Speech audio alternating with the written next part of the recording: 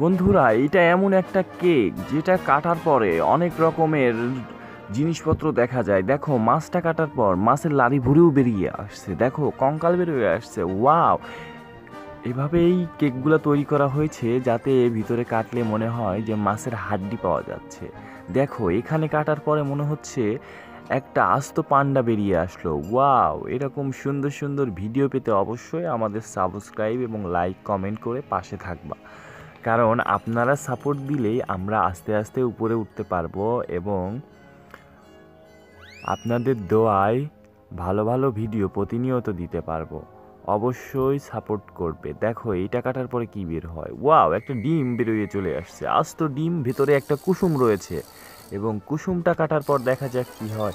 Wow! এখানে একটা emoji, তারপরে এটাতেও মনে হচ্ছে একটা পান্ডা চলে আসলো। ওয়াও!